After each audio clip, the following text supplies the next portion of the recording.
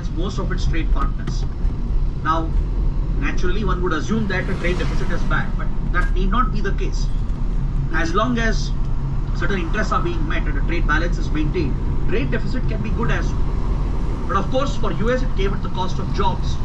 And that is the resentment on which Trump has built his political support base. Now, if you look at India-US trade relationship, just look at this row over here.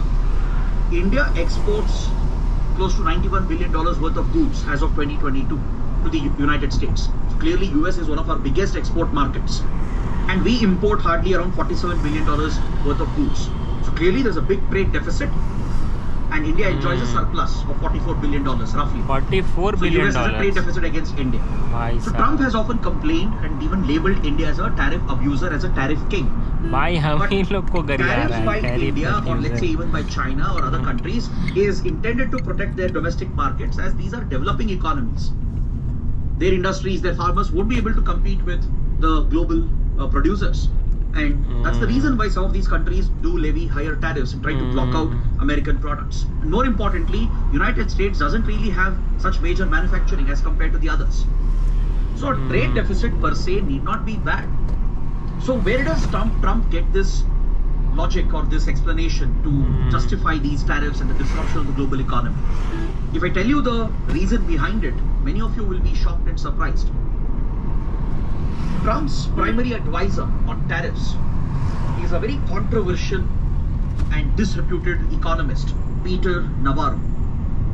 Harvard educated, but very controversial for his approach. And he is someone who has always been a China hater, essentially.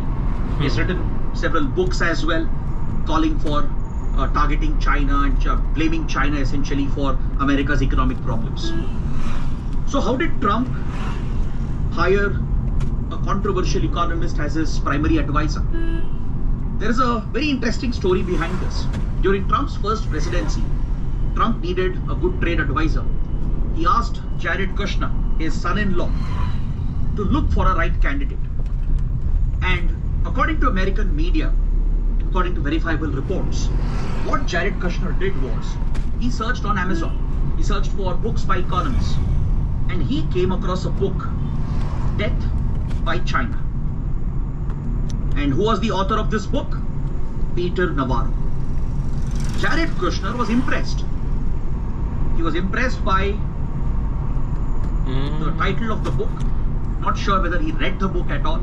And he was convinced that Peter Navarro would be the guy who could guide and advise the Trump administration on tariff policies.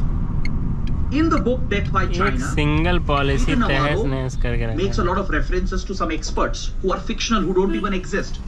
Basically, Peter Navarro created fictional economists.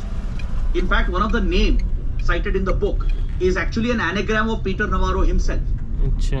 So such a fraudulent quack economist has been hired by Trump administration, and single-handedly he has been wrecking the global economy.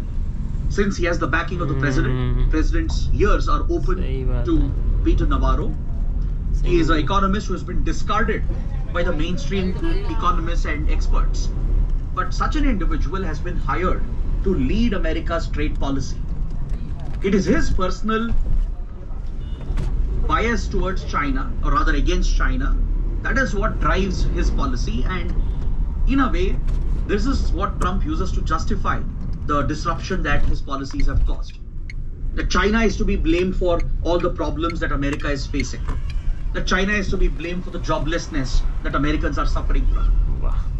So it's hard to believe that the most powerful country would resort to such methods with no rational, no logic.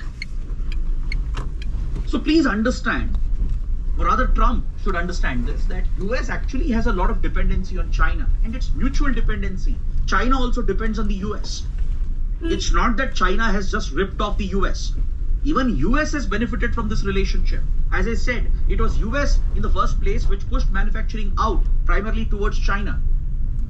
US leveraged the cheaper labor and cheaper market costs in China to produce cheaper goods, and that is how American companies all the tech giants could produce cheaper products, which eventually benefited अरे American भाई ये consumers. क्यों किया, It ये कौन benefited the लगा दिया American है? economy.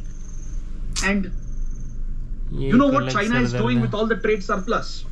क्या करें, Since China is the पहले तो बंद करते biggest हैं भाई, exporter, देखते हैं, by which by. dominates global